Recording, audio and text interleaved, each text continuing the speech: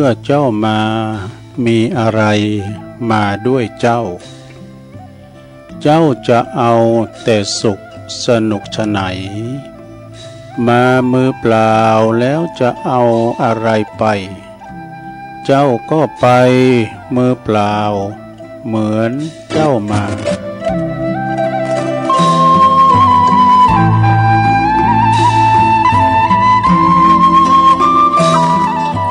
ตื่นเจ้าขึ้นมาก็ยิ้มแย้มแจ่มใสทุกโศกโลกภัยหายไปหมดสิ่งขอความนอบน้อมแด่พระรัตนตรัยอันมีพระพุทธพระธรรมพระสงฆ์เป็นสรณะที่พึ่งกราบแนบใจไหวสาถวายความเคารพมายังครูบาอาจารย์พระมหาเถรานุเถระท่านเจ้าคณะพระสังฆาธิการพระภิกษุสามเณรเจ้าจุโตนจุองค์กุวัดวาอารามพร้อมตึงสำนักที่พักสงฆ์โดย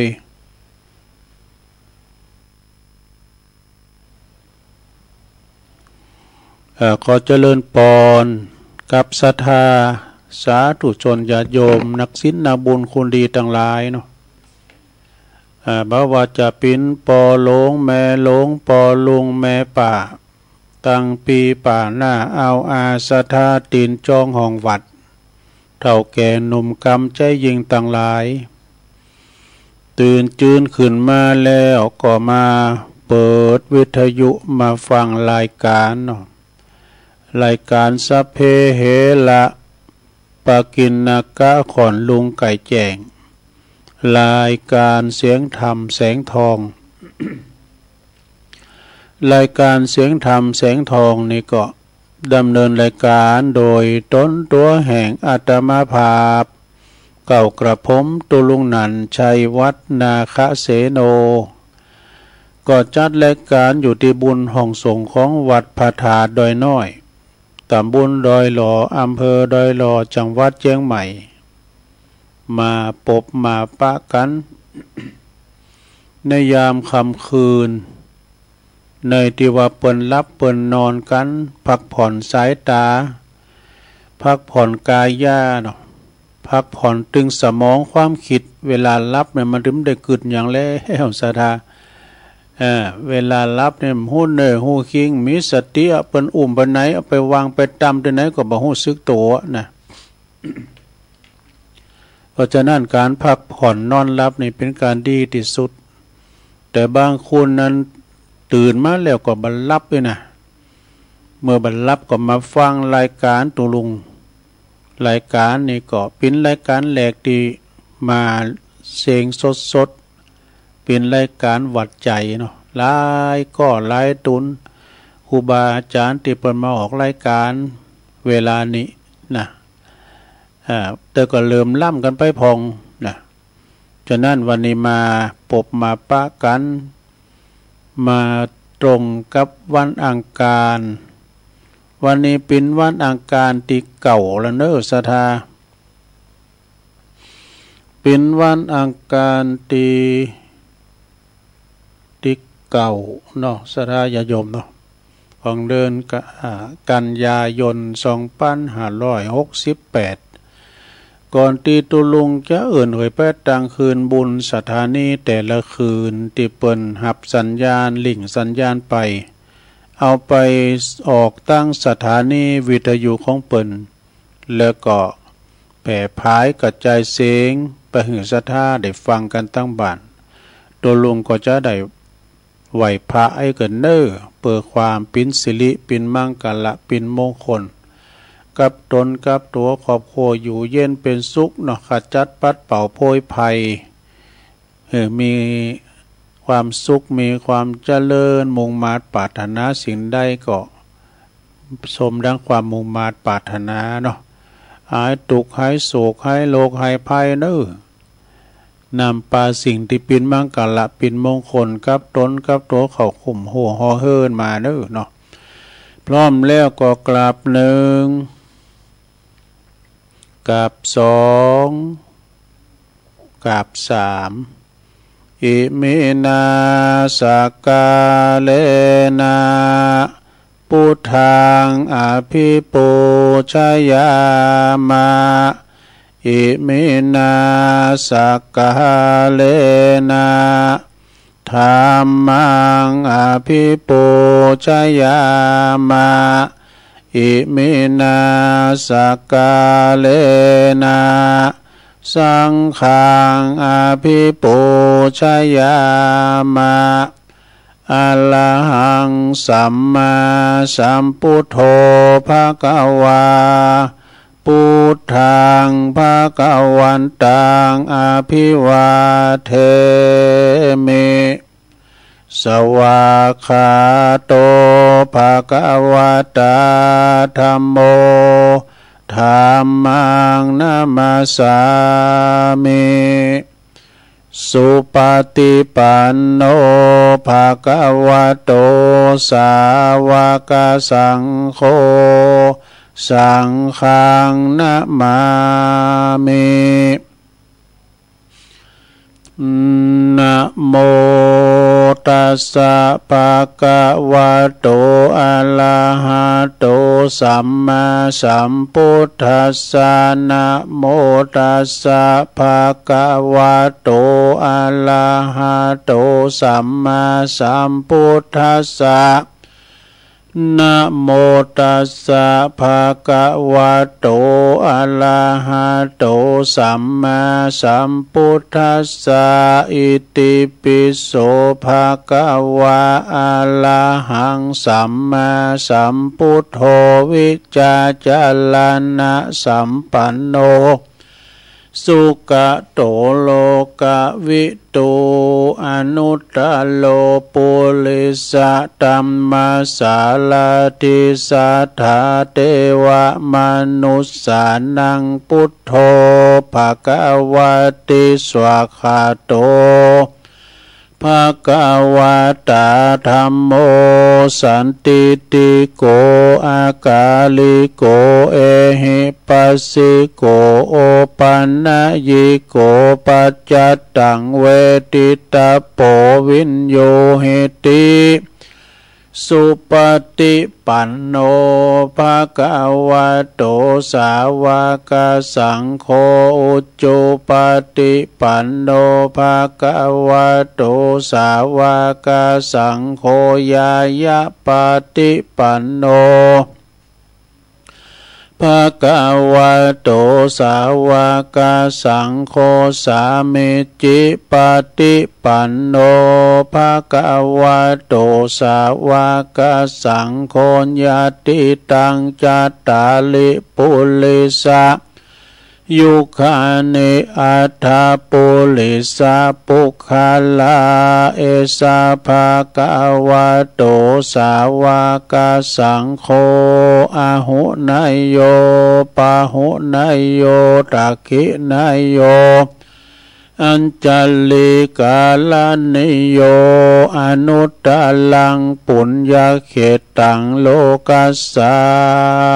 ติจายันโตโพธิยามุเลสกายานังนันทิวัตโนเอวังตวังวิจัยโยโหหิจัยยสุจัยยมังคะเลอัปปลาจิตตาปันลังเกสีเสปัทวิปุคะเลอภิเสเกสัปปะพุทธานังอากาปโตปโมทติสุนักตังสุมังกลังสุปาปาตังสุโหติตังสุขันโนสุโมโหโตจะสุยิถังพระมจาริสุปัทขินังกายกัมมังวาจากัมมังปัทขินังปัทขินังมโนกัมมังปณิทิเตปทักขินาปทักขินานิกาตวนะละพันตัเถปทักขิเน สัพพิติโยวิวัจจันตุสัพพะโลกโควินาศตุมาเตภวัตวันตลายโยสุขิติกายุโกภวะอภิวาทนาสีลิสานิจังวุตตาปัจจายโนจัตตาโลธรรมาวัฏันติอายุวันโนสุขังปะลังเอาแล้วเนาะศรัทธาญาติโยมต่างหลายตุลุงก็ปิ้นเก้าปิ้นโหนำสวดมนต์ไปปิ้นตีเรียบร้อยก็ขอกุณปฏิตาไหลรัตนะผ่านแผ่วพระเกี่ยวเจ้าตั้ง3ประการเนาะจงได้ดลบันดาลมาปกป้องคุ้มครองรักษาพระพุทธศาสนาวัดวาอารามโคงแก้วทั้ง3แล้วก็มาปกป้องรักษาดูแลอย่างครูบาอาจารย์พระสงฆ์องค์สามเณรเจ้า ตีเปิ้นอยู่กับวัดกับว่าเนาะได้มาเผยแผ่สัจธรรมคำสอนขององค์สัมมาสัมพุทธเจ้าได้มาปิ้นหนอนเนื้อนาบุญศรัทธาได้มาทำบุญสักการะปูชากราบไหว้กันเนาะมานำกึดนำสั่งปกสั่งห่างแป้งวัดวาอารามเฝ้าวัดเฝ้าว่าเฝ้าถวยเฝ้าจอดมันสัปปะเนาะแล้วก็ขอศรัทธาญาติโยมทั้งหลายปอหลวงแม่หลวงปอลุงแม่ป่ามีสุขภาพพลานามัยแข็งแรงสมบูรณ์เนอะแล้วก็ปิ้นหล่มโพหล่มไทรของลูกของหลานกันต่อไปแล้วก็ตุลุงก็ขอปิ้นกำลังอกกำลังใจอีปออีแม่ที่เดินเหินไปไหนตั้งใดบ่ใดก็เอาวิทยุเนี่ยเนอะปิ้นกูปิ้นกีมกันไปฟังกันไป ตลอดถึงปอบานแม่บานก็ดีดอดจะเอารถเอาลาออกคุ้มออกโหก็มีสติก่อนสตาร์ทรถมันหนักมันหลายขอเดินทางแก้วคาดปลอดภัยนึกทั้งขาไปทั้งขากลับอันนี้ก็เป็นการที่ว่าปั้นโจกอวยใจอย่างศรัทธาเนาะเดินทางไปมาระมัดระวังต่อไปก็จะหน่วยไปกลางคืนบุญสถานีแต่ละคืนเนอะที่เปิ้นลิงสัญญาณหับสัญญาณรายการวิทยุชงเวลาตั้งแต่ตี 3 ถึง 5 โมงก็ขอบคุณอนุโมทนากับสถานีวิทยุคลื่นพระพุทธศาสนาการศึกษาและก็วัฒนธรรมของวัดฝายหินเนอร์ตำบลสุเตปอำเภอเมืองเชียงใหม่ FM 104.50 เมกะเฮิรตซ์โดยเมตตาบารมีธรรมอาจารย์พระครูสมุวิศวัตรวรกิจโจก็ลิงสัญญาณไปแล้วขอบคุณสถานีวิทยุคณะสงฆ์อำเภอฝางเนอะ ก็ตั้งอยู่ที่วัดพระพุทธบาทอุดมน้ำบ่อสาวาเนอ FM 100.25 เมกะเฮิรตซ์โดยเมตตาบารมีธรรมหลวงพ่อท่านพระครูสุจิตานุรักษ์เจ้าคณะอำเภอฝางขอบคุณตุปีเลินด้วยเนอะตุปีจำเริญโชติธรรมโมก็ลิงสัญญาณไปเรียบร้อยพี่น้องฝางไม่อายใส่ประการเนาะฟังกันหลายขอบคุณสถานีวิทยุแดนดินถิ่นล้านนาตั้งอยู่ที่บ้านโฮงโงตำบลนำบ่อหลงอำเภอสันป่าตองเนอ FM 103.50 เมกะเฮิรตซ์โดยคุณรุจิสมบัติเงาคำเนอขอบคุณสถานีวิทยุชุมชนคนเหนือวิทยุคลื่นพระพุทธคลื่นธรรมะของชุมชนวัดห้วยตองซักเนอตำบลโขงเปาอำเภอจอมทอง FM 98.75 เมกะเฮิรตซ์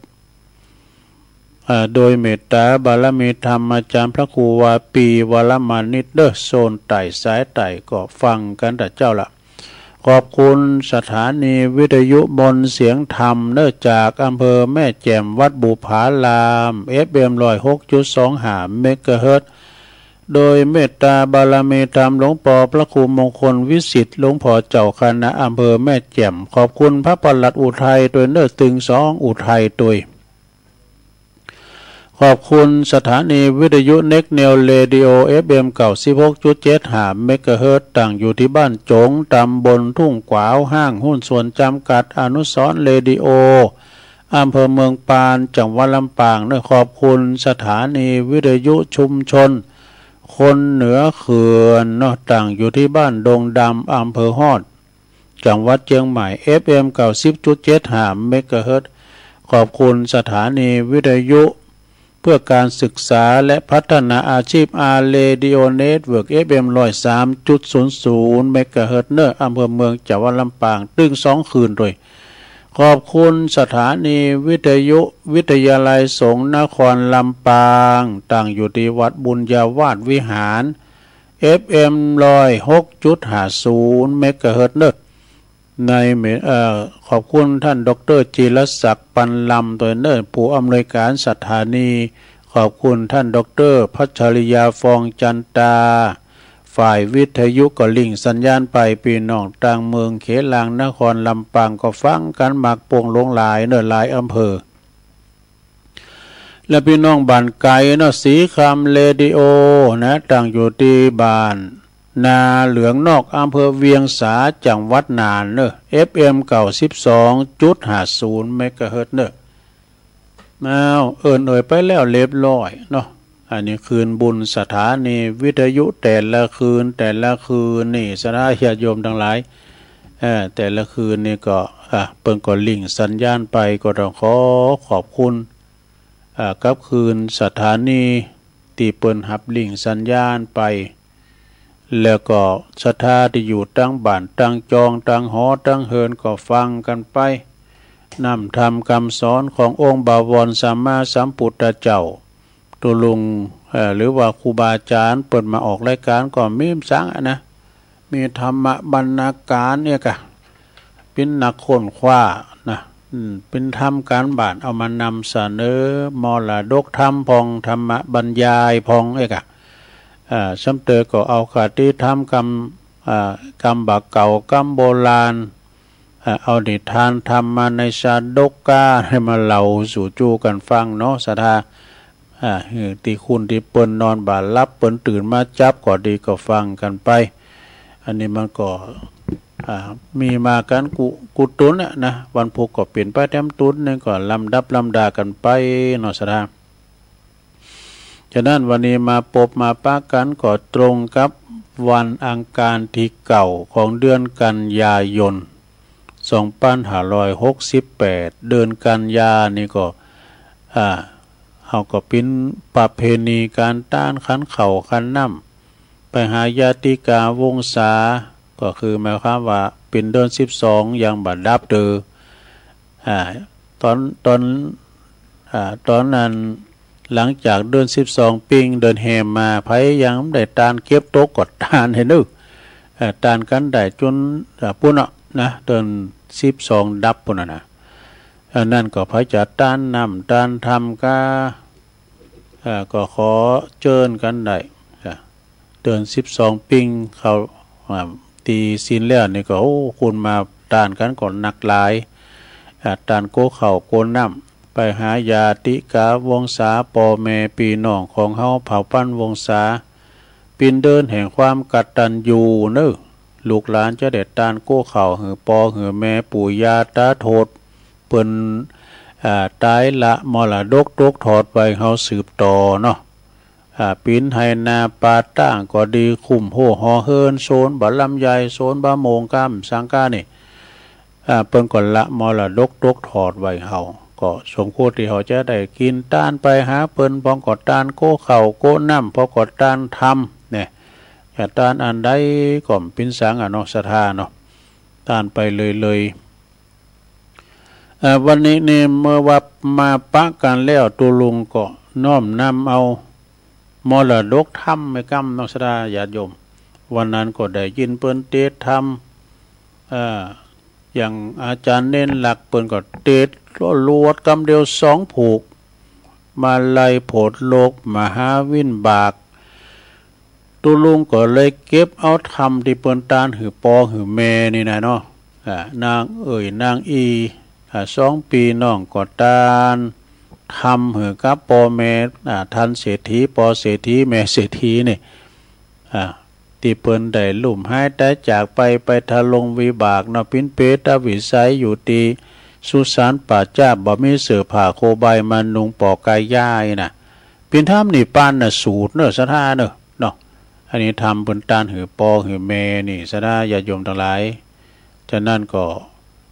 ตุลุงจะเตดไป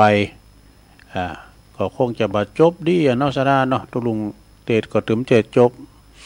ก็เอาลำนำระบำลำนำเตดเอาอานิสงส์พองก็ฟังกันไปในหลวงเนี่ยฟังไปก็รับไปเอาพ่ออาจารย์นั่นไอ้แพ่โป่งมาลัตนาธรรมกรรมนิปานังเยนากะลังลัมมังเยนากะใสยังปันดิโตตังโนมากังอุติสิตุงธัมมามุตตะมังปัจจังอาลาฐานังกะโลมาฟังไปเนอะนะโมตัสสะภะคะวะโตอะระหะโตสัมมาสัมพุทธัสสะเอวัมเมสุตังเอกังสัมมายังภะคะวะสาวัตติยังวิหัลลติเจตวันเนอนาตาปินติกัสสะอาลาเมอัตถโกสาวัตติยังวาสิโนมนุสาสัตตกามิโนโหนตุสาทะโวดุลาสะปุลิสะตังลายอิตังสูตังอันว่าสูตรอันนี้ชื่อว่านิพพานสูตรอันตันมหาอนันตาเทนเจ้าหากได้สดับรับฟังจากโมฆะตวาราจากข้าอุบแก้วต้นผ่านแผ่วสัพพันอยู่เลี้ยวก่อนนำมาสำแดงแก่มหากัสสปะเทนเจ้าเมื่อเข้าสู่ว่าประสุมสังกายนาธรรมวันนั้นว่าดังนิพพันเต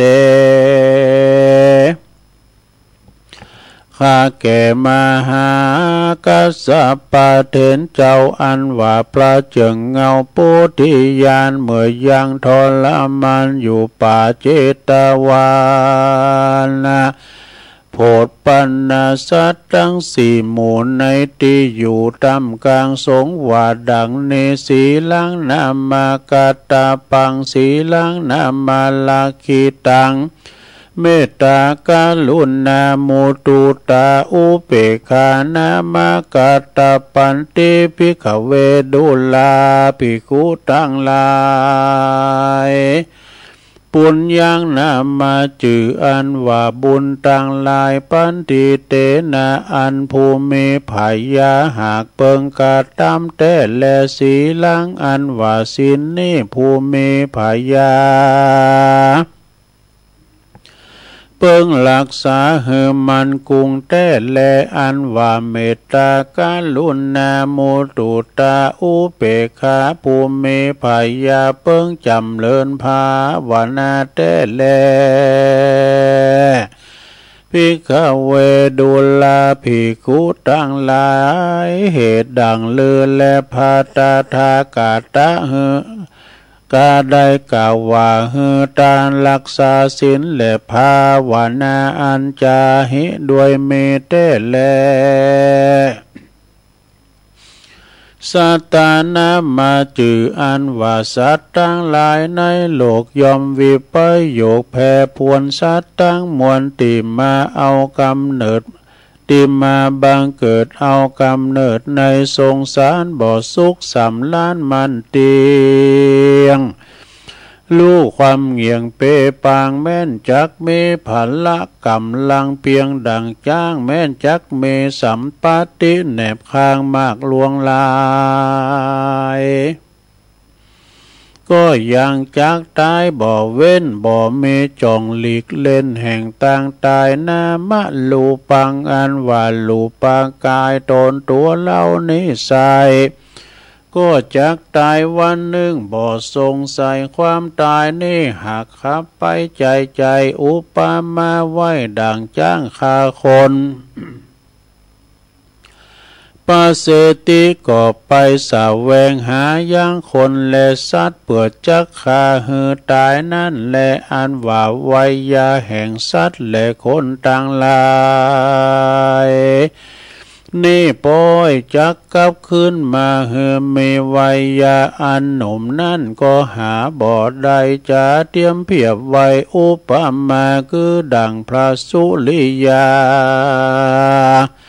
อันขึ้นหนปุปวันออกยอมพัดเกี่ยวหลอบไปสู่หนวันตกใจนั่นแลภาการหนึ่งอันว่าอายุแห่งสัตว์ตั้งหลายนี่หาพมานบ่ได้พองก่ออายุสั้นพองก่ออายุยืนยาวล่างคราวใด4 ปี5 ปี6 ปี7 ปีป้อยตายไปก็มีพองก็เป็นดังฟ้าแมบยามเดียวก็มีแลความตายก็บ่มีผู้อาจทำได้แม้นองค์พระเงาไทยสัพพัญญูตนเป็นคู่มากิเลสตังปราปัจเจกและอรหันตาเมเตจาลิธีอนุภาพยิ่งกว่าอินตาพรหมยมมาลาดราจาก็ยังดับขันธานิพพานเมียนจาดบ่อาจหลีกใดเยื่องความตายแม้นเป็นเต้าพญามหากษัตริย์สะข้วยเศรษฐีมีสัมปติหลายกองก่อนลิปุนเสนาต่อล่วงลายก็บ่อาจแลกซื้อความตายไว้ได้เตาวันละตุมตอดไว้เป็นสาธารมัจจุลาจาหารแก่นกามันก็บ่เล่งนาแห่งคนใดนั้นแลภาการหนึ่งอันว่าไผบ่อาจกฎหมายลู่ใดยังปีเดือนวันและยามตายเต่ามีแต่องค์พระมุนีนายสัมมาสัมพุทธเจ้าและอริยสงฆ์โคตรเงาอรหันตาเหตุนี้ตันภูมิพายาเปิงจุงปิจารณาหือที่หือแมนติหือเป็นติหือแจงติเป็นแก่นสารคือสัลละเขาของใจเตตานะเพื่อตัดมาเฉละธรรมกรรมตันนิอันจักใดเป็นติอุปธรรมเป็นปาไทยยังคือเป็นเขาห่อเป็นเสบียงต่อต่างไปคงควายหาปัจจัยตั้งสี่ฮือเมนติกองทำอย่าโลภอามนำมาจกใหญ่อย่าฆ่าสัตว์ตัดชีวิตง่ายเมื่อตุนตานะตกแต่งฮือดีงามผานี่ตามจารีตกองธรรมนั่นเตอ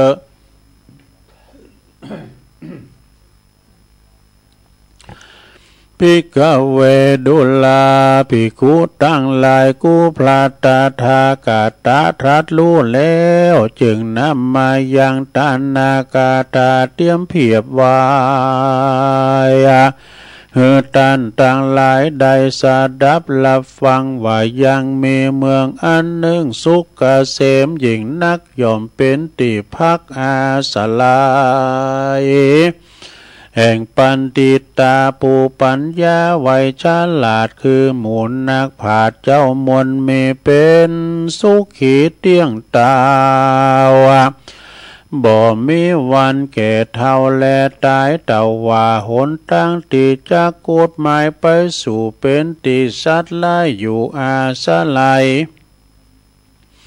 เ เป็นตนว่าลาจะสีมาในเสื้อโครงเสื้อเหลืองส่งครางกายและจ้างลายและผีป่าเนื้อลายล่าตามต่างแม่นปุกกันละผู้ใดมักใครไปเฮือลอดเฮือเมปัญญาลู่รอบอมันกุงอยู่กับโตนอันหนึ่งเป็นหนทางไกลไปยากเตียนยอมเขาว่ามีเขาของมากลายภาการอันจักเป็นสาเบียงต่างไว้ไปนาจึงจักป้นป่ายืดยาวไกลนั่นแลอันว่าเขาของเงินคำตีกูปลาต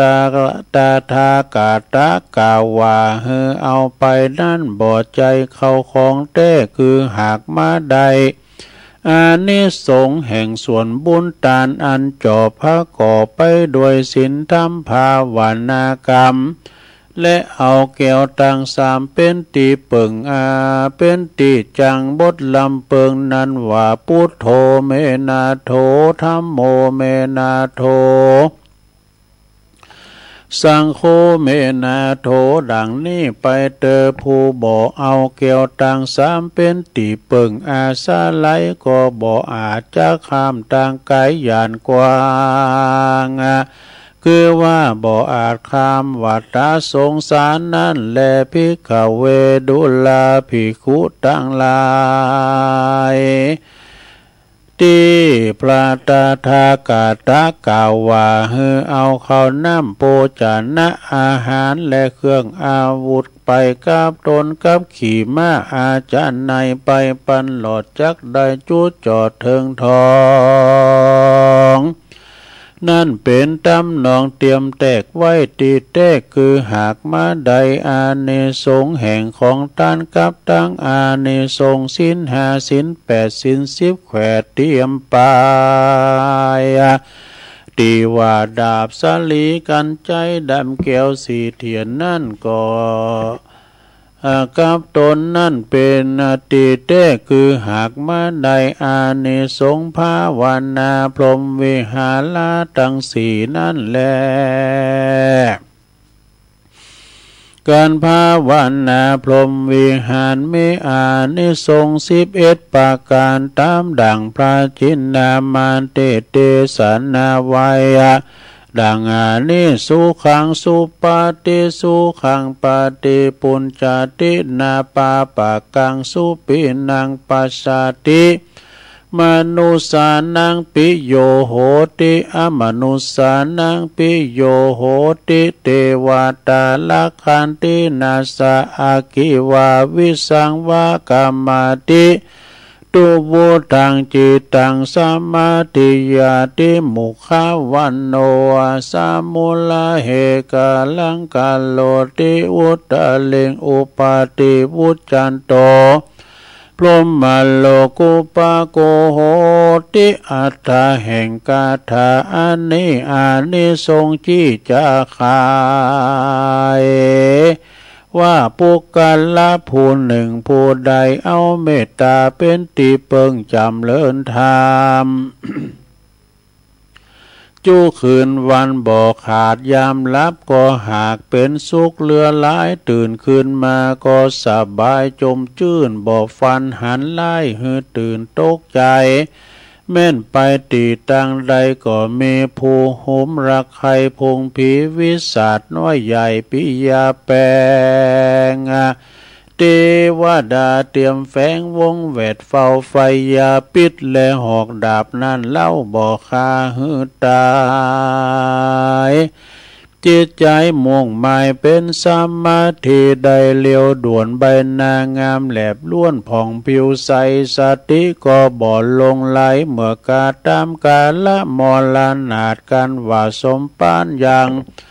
บ่อาจถึงมรรคผลผลย่อมมีจันพรหมเป็นติไปบังเกิดอันนี้เป็นอานิสงส์ลำเลิศแห่งเมตตาเอกตาสาสามรวม11ข้อกล่าวโดยเป็นตีอันย่อพอเป็นตีเข้าใจความก็มีโดยประกา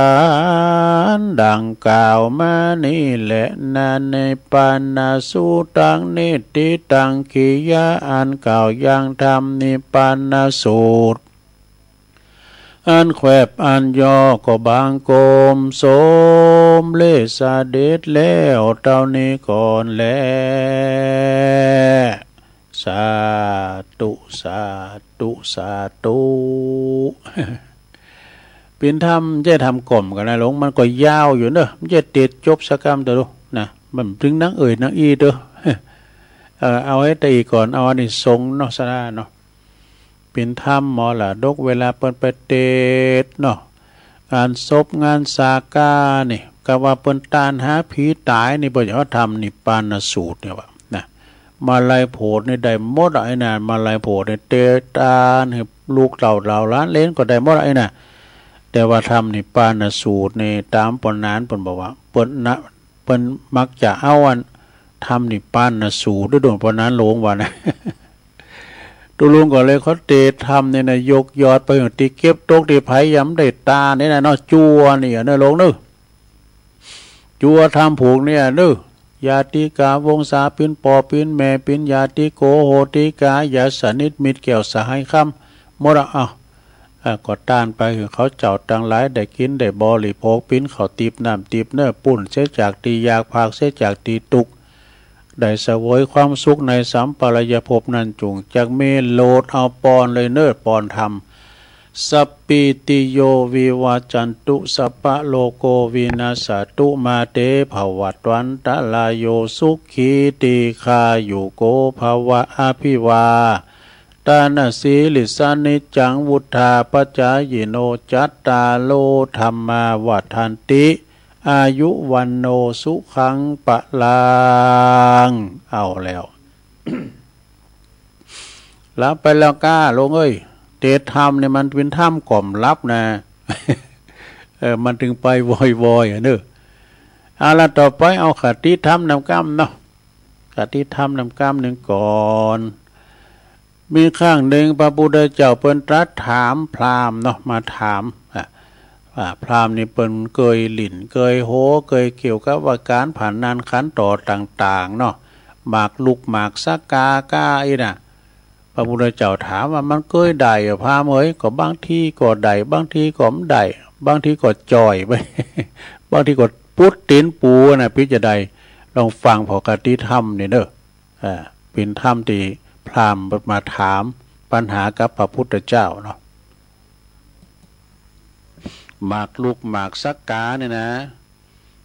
เป็นการผ่านนานเหมือนกันพระพุทธเจ้าก็เลยตรัสถามว่ามันได้ก็ว่ามาเสงหรือว่าชนะหรือว่าแพ้นี่นะ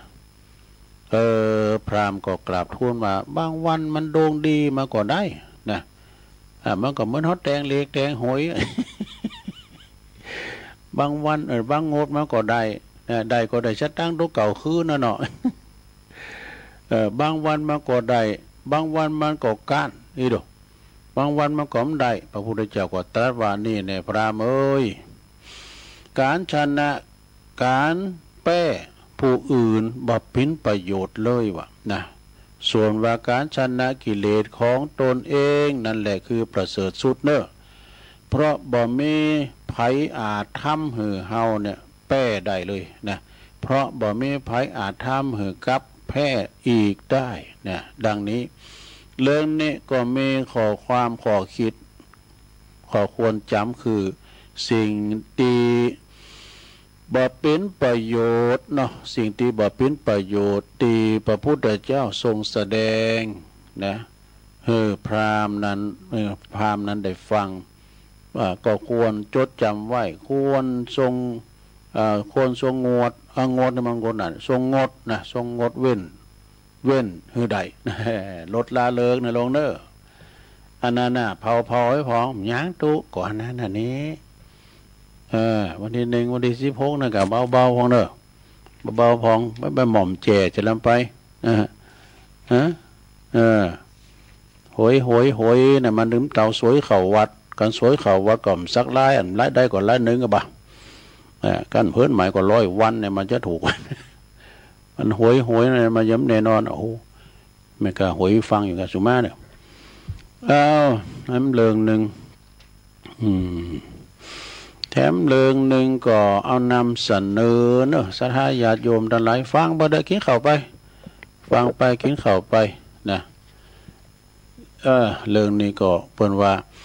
พระเถระผู้ที่ใครหึงงูคบหึงูซกตายวะนั่นพิจารณามีเถระพระเถระตุนหนึ่งน่ะนึกอยากจะซึกนะจึงเกิดว่าเฮาเนี่ยถ้าตายเนาะทางพระจะประเสริฐดีนะถ้าตายแต่มรณภาพทางตุปินตุเจ้าเนี่ยประเสริฐดีนะก็คิดอุบายดีจะทำให้ตัวเก่าตายวะนี่จะเยจะได้อยู่มาหันวันหนึ่งเนี่ยพระภิกษุตนตั้งหลายก็ยับเอางูมาตัวหนึ่งเนี่ยงูเห่าปิดไล่เอามาใส่หม้อแล้วปิดปากหม้อไว้อย่างดีนะถือออกไปนอกวัดเปิดจะได้เอาไปปล่อยทิ้งเนี่ยเดี๋ยวนี้ซ้ำให้เนี่ยระวังนะงูเงี้ยวเขียวขออย่างน้ำนองเลยนะมันก็ได้มันก็จะปะปึงขนาดนั้นวังเนอะงูนะแล้วก็พระองค์นั้นเนี่ยตุเจ้าตุนนั้นก็รับอาสาถือเอาหม้อไว้ว่ามาเนี่ยเดี๋ยวเขาจะเอาไปปล่อยไอ้กะตุเจ้าที่มันไข่งูครบแล้วนะเอามาเนี่ยแล้วเดี๋ยวผมจะขอเอาไปปล่อยนอกวัดพวกนี้กะก็ถือเอาหม้อนั้นมานะตุเจ้านั่นนะ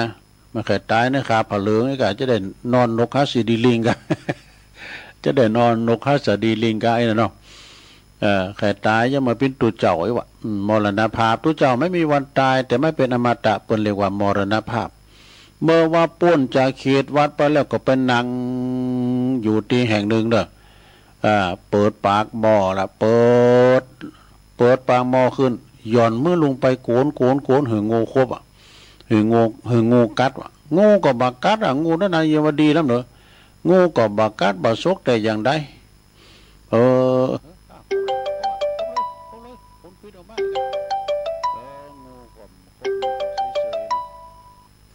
ตัวเจ้าตัวนั้นก็จะฮือก่อมดีเนาะจึงเอางัดปากงัวคบกันงัดปากงัวขึ้นแล้วก็เอานิ้วแย่เข้าไปในปากงูกั้มวะนะเข้าใจว่างูในบ้าใจงูปิดก้าอีน่ะคบมันก่อมคบงูตัวนี้มันก็ถ้าแต่โคเป็นบาปก็ไอ้นะแล้วปล่อยงูไปวะแล้วก็กลับมาเล่าหือภิกษุตั้งหลายเด้อฟังภิกษุตั้งหลายก็นางนิ่งอยู่นางนิ่งเงียบอยู่เด้อ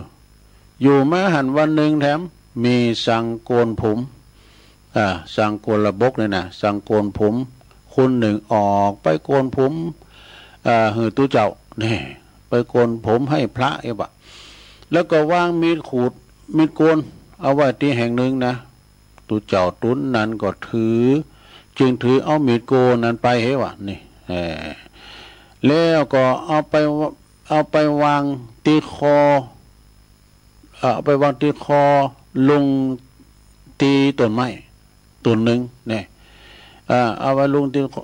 ต้นไม้ต้นหนึ่งเอามีดโกนนะจ่อข้อหอยตัวเก่าจ่อข้อของตัวเอง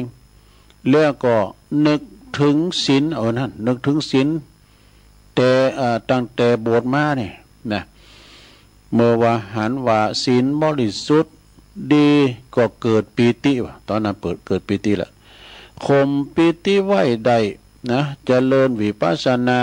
ต่อไปก็จะสำเร็จว่าพระอรหันต์จะสำเร็จพระอรหันตาเลี้ยวก็กลับเข้าไปวัดทั้งหมดพระภิกษุตั้งหลายจึงถามว่าท่านไปไหนมานะท่านไปไหนมาตุเจ้าตุนนั้นก็เล่าเรื่องให้ฟังหมดเนี่ยพระภิกษุทั้งหลายก็จึงไปกราบทูลพระพุทธเจ้าก็ทรงทราบนะพระพุทธเจ้าก็จึงตรัสว่าบัดนี้ภิกษุตุนนั้นได้สิ้นเป็นผู้สิ้นอาสวะกิเลสไปหมดแล้วพระภิกษุทั้งหลายก็จึงทูลถามว่าผู้สมบูรณ์โดยอุปนิสัยพระอรหันต์เหตุได้จึงอยากซึกนะก็ขนาดจะบรรลุแล้วเป็นพระอรหันต์ตัดอะไรยังเฮือยังไข่ซิกอยู่นะแล้วก็หันงูนะเหตุไรงูต้นนั้น จึงบ่าคบกัดพระพุทธเจ้าก็ตรัสว่าตีเขาอยากซึกนั้นก็เพราะว่าข้างศาสนาของพระเจ้ากัสสปะพุทธเจ้าเขาได้บวชเป็นพระภิกษุเป็นตุเจ้าเหมือนกันพอมีปืนนะพอมีปืนกันบอกว่าอยากจะซึกก็ซึกมาดอกได้บริขารของเปิ้นจุของเปิ้นซิกนะภิกษุทั้งหลายนี่ก็ใครเปิ้นซิกว่าแล้วก็จะอันขอต่อผ้าเหลืองนี่นะขอต่อผ้าเหลืองจากเปิ้นกันซิกนี่ก็ขอจ้องผ้านี่กะส่งเสริมให้ซิกติ๊กๆนะแล้วก็ตุ้นนั้นมันก็จะได้ปูจ้าผ้าไปคล้องตรงก่อนในผ้ามันเข็มอย่างซะนะผ้ามันเข็มแล้วก็ได้เจริญสมถะธรรมอยู่จนตลอดชีวิตนั่นมาแถมจาดหนึ่งมาจาดนี้จึงอยากซึกเตก็บัดสำเร็จเป็นพระอรหันตาเพราะได้เจริญสมณธรรมงูต้นนั้นเมื่อจาดแล้วก็ขึ้นเป็นสมณเณรคือเป็นสมณเณรจากจาดนี้ก็มาเกิดเป็นถาดของพระภิกษุองค์นี้นะเพราะฉะนั้นงูต้นนั้นจึงบอกกัดดังนี้เนี่ยเรื่องนี้เปิ้นก็จริงหันว่าผู้ที่เคยเกี่ยวข้องกันมาในจัดไก่ก็ดีนะยอมมีเยื่อใยไมตรีต่อกันเด้อนะยอมมีเยื่อใยไมตรีต่อกันส่วนว่าบุญและบาปนั้นถึงจะทำไว้นานเท่าใดก็ตามเมื่อใดช่วงเวลาได้แล้วก็จะหือผลในเวลานั้นทันทีจบลงไปสดาญาติโยมเนี่ยคุณเอานี่มันมีบุญต่อเนื่องกันนะสดาญาติโยมทั้งหลายเนาะมีบุญต่อเนื่องกันเวลาว่ามีบุญมีกรรมรวมกันมาเกิดมาเป็นพ่อเป็นแม่เป็นลูกกันก็ดีเป็นสีสามีภรรยากันก็ดีก็เกิดมาแต่บุญกรรมนำแต่งมาเนาะสถาญาติโยมทั้งหลายสถาตอนนี้ก็ตุลุงก็คงจะหันสมควรแก่กาลเวลา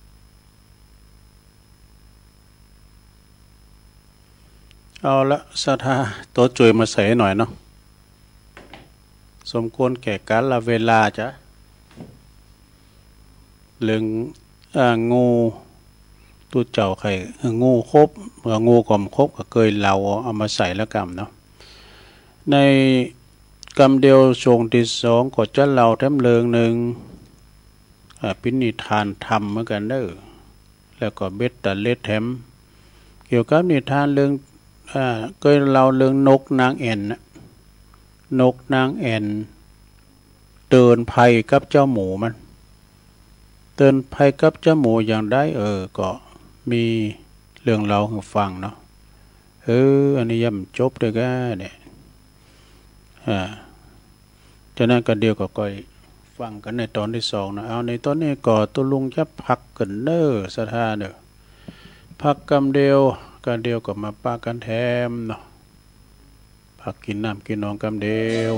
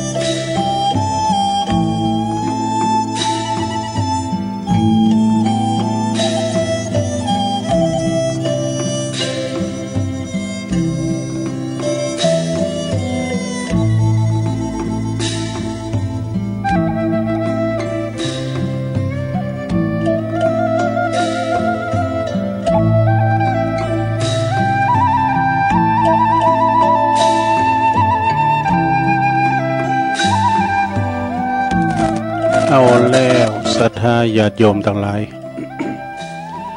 ตัวลุงก็พักเบรกพักครึ่งก็นั่งมึนลำไปก็เจ็บหลังเจ็บแอวยกใหญ่ไข่ตีเตียวไปเตียวมาเนาะยืดเส้นยืดสายแล้วก็ทำธุระส่วนโตแล้วมานั่งอู่กันต่อในชั่วโมงที่สองเนอะขณะนี้ตันทั้งหลายก็กำลังฟังรายการสเปเหละเนอปกินนกะขอนลุงไก่แจง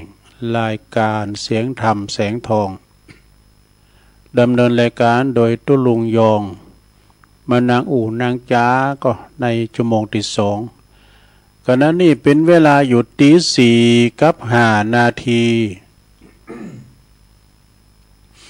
4 โมงกับ5 นาทีแล้วศรัทธาญาติโยมทั้งหลายลุกกันมาตื่นกันมาพองละกันเนาะกันเจ้าอยู่กันมีภาระธุระอันใดก็นอนอยู่หันเกินแต่เวลาว่าเปิ้นปิ้นปอกกาในขายไปก็ไปกาดไปรีซื้อกาดเนื้อมาขายกาดไต่มาขายตูบกาดล้านกาเฮาพอคุณเฮาเดี๋ยวนี้กินกับกาดนะเนาะหน้าเฮ็ดเนิ่มเดี๋ยวนี้นะเท่าเฮ็ดหนักเฮ็ดลำหล่อหนอลำหลดเนาะ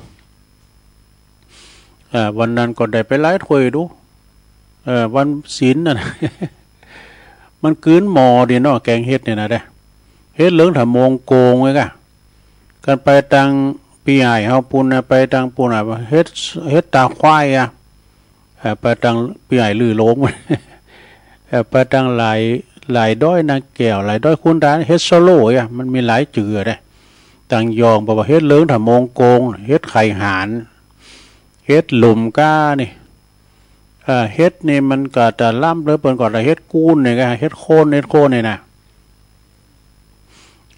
มันก็แปลงนะเฮ็ดถอบก้าเนี่ยก่อนนั้นมันแปลงอันนั้นก็เป็นอาหารตามฤดูกาลเนาะ จากนั้นก็ลุกกันขึ้นมาแล้วตื่นกันขึ้นมาแล้วศรัทธาญาติโยมก็ทำธุระส่วนโตของไผของมันพงก็จะไปต่างนอกต่างปางจะขับรถขับลาไปต่างจังหวัดต่างอำเภอเดินทางไกลก็ดีใจความระมัดระวังหน่อยเน้อสำหรับรถลาโยดยานพาหนะนี่นะอันเป็นข่าวในตุลุงหันในมือถือว่าตำนานเพลงลูกทุ่งไผ่พงศธรนี่นะโอ้เปิ่นเป็นนักร้องลูกทุ่งนะก็ไปประสบว.40นะอุบัติเหตุก็เลยเสียแก่ชีวิตไปเนี่ยอนาคตก็ยังจะสดใสกำลังอยู่42 ปีอันเนี้ยเนาะอุบัติเหตุเข้าภัยออกภัยแล้วแต่เฮาจะระมัดระวังเฮาประมาทนี่นะเนาะ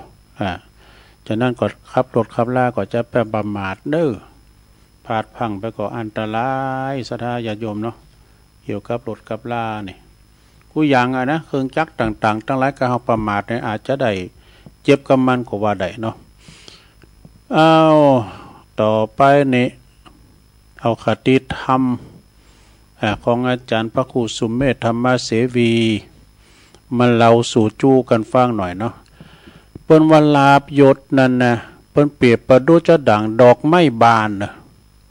ลาบยศสรรเสริญนะโอ้ประดับยศไปหน่อยนะโอ้เปิ้นมีคุณงามความดีประดับเกียรติประดับยศอีนะ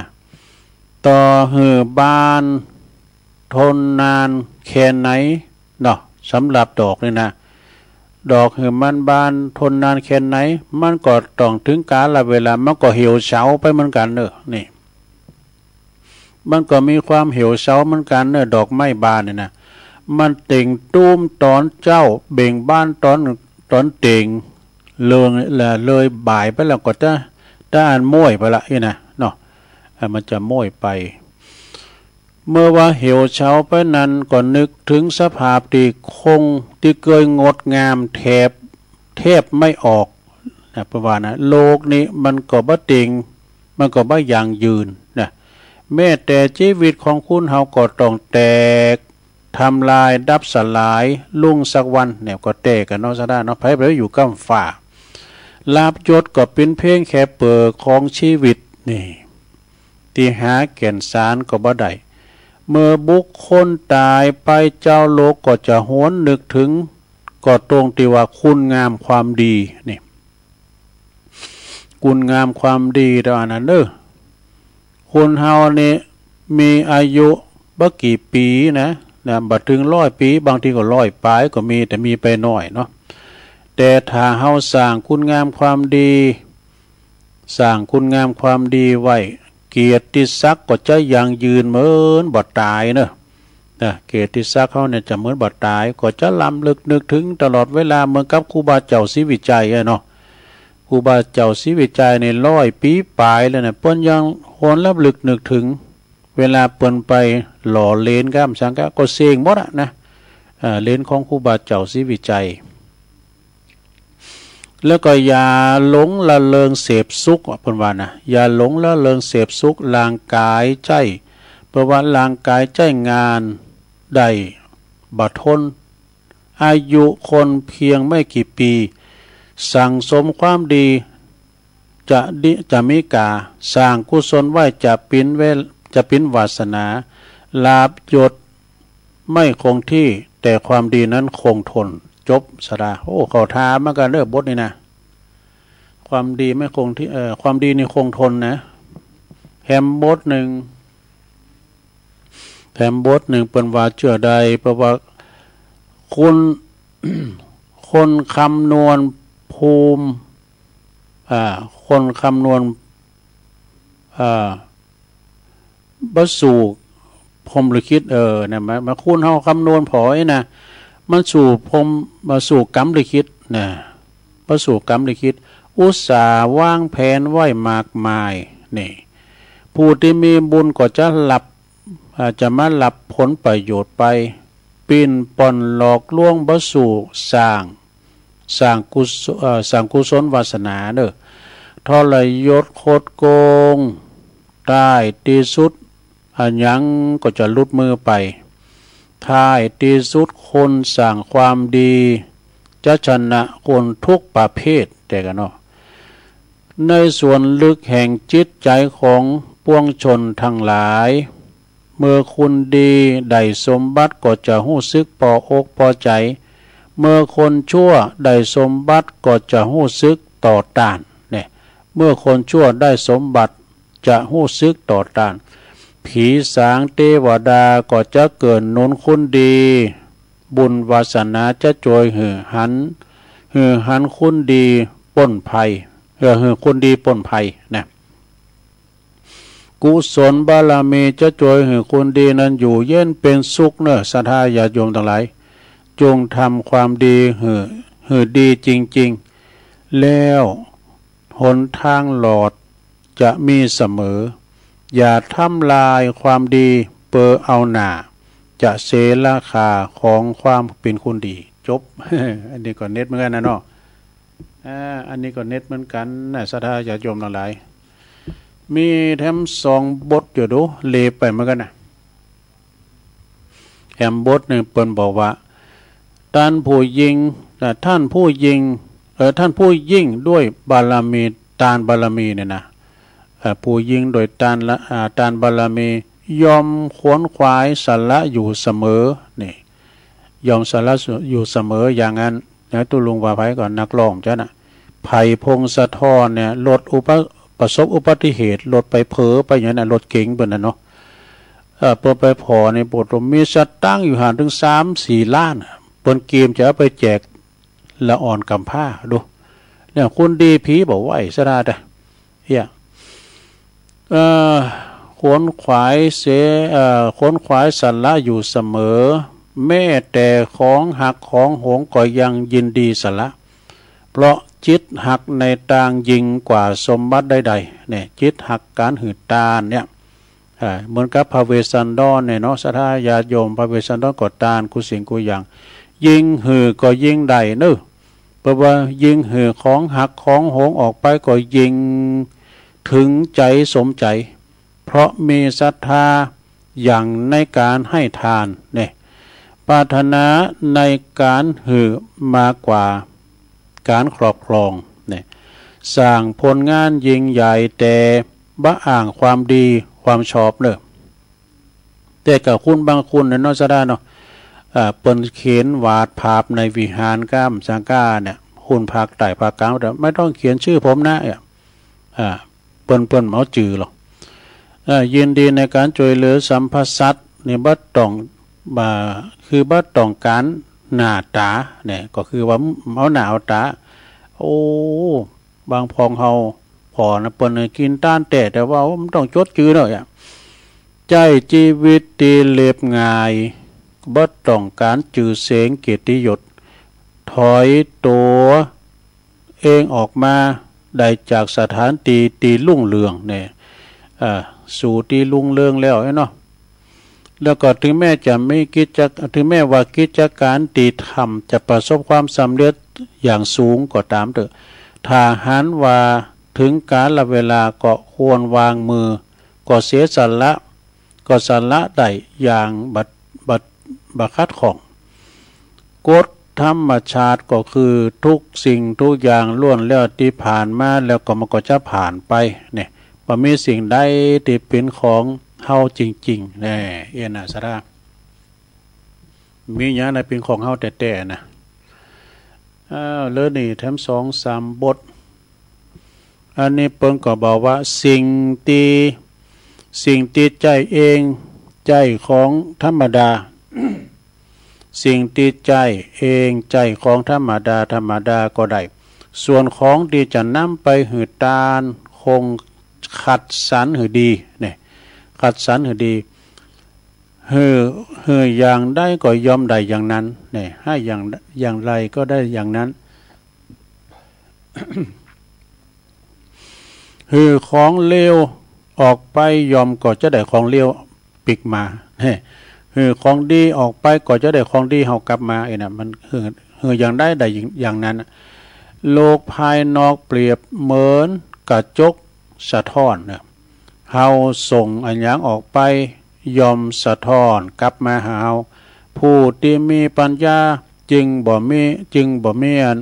เฮาบ่มีเขามีเฮามีเขาน่ะช่วยผู้อื่นเหมือนกับช่วยเหลือตัวเองเกิดหนุนผู้อื่นเหมือนกับเกิดหนุนตัวเองการคือการได้นะการก็คือการได้ยิ่งให้ยิ่งได้นะครับการสละก็คือความมั่งมีในการสละเนี่ยคือความมั่งมีปรารถนาในการหืดมากกว่าหวงแหนสงวนไว้เปิดตนเนี่ยบัณฑิตผู้มีปัญญามากนี่ก็จะขวนขวายยิงตานเพราะว่ายิ่งในทานบารมีนี่จบลงไปทั้งข้อหนึ่งเด้อศรัทธาญาติโยมอันนี้ก็เป็นคติธรรมดีๆเนาะของหนังสือที่อาจารย์พระครูสุเมธเปิ้นถวายตุลุงเนาะเอาตัวอีกก่อนก็เดี๋ยวจะเอาหยาแถมไหนตุมีแถมเหลืองหนึ่งเนาะศรัทธามีแถมเหลืองหนึ่งก่อนทำมาเราสู่จูกันฟังอันนี้นี่เป็นเรื่อง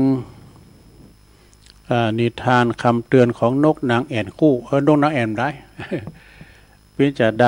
ก็ลองฟังก็เคยเล่าแล้วนะสดายยมนกนางแอ่นนี่นะแต่เป็นจะใดนะเอาลองฟังพร้อมกันเนาะสดาเนาะ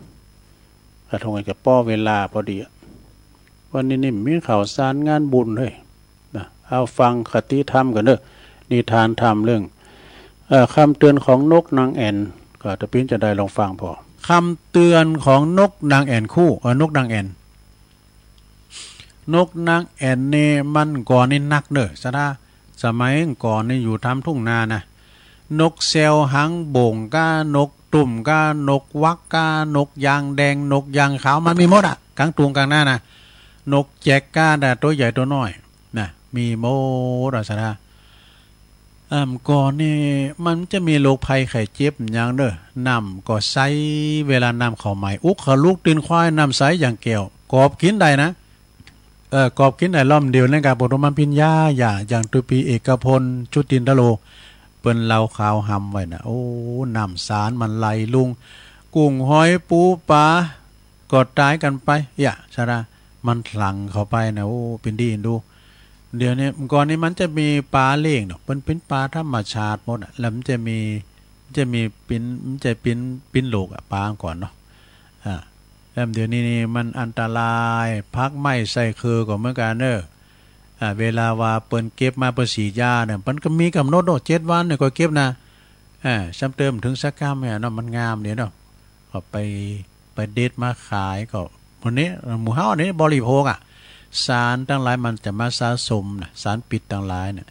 มาสะสมในร่างกายเขาทำเขาเกิดเป็นโรคภัยไข้เจ็บอันนั้นพองอันนี้พองอีกนะนี่ดูต่อไปเรานิทานดีกว่า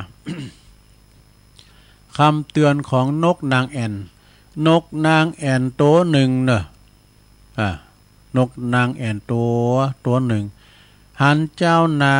หันเจ้าไหลกำลังหวานเมล็ดพันธุ์ปอพระต้นปานอยู่บนตีดินของเขานะมันจึงไปห้องนกตั้งหลายมารวมกันแล้วก็พร้อมกับบอกว่าสูเขาตั้งหลายนะข้าพเจ้านี่นะพวกเจ้าตั้งหลายสูเขาหันเนี่ยเจ้าให้เปิ้นหวานเนี่ยนะหันเปิ้นหวานจึงเขากินนะเปิ้นหวานหันไหมเห็นไหมทำไมล่ะนกตั้งหลายก็ถามมันนะโอ้ก็เขากำลังทำยังอยู่หรือ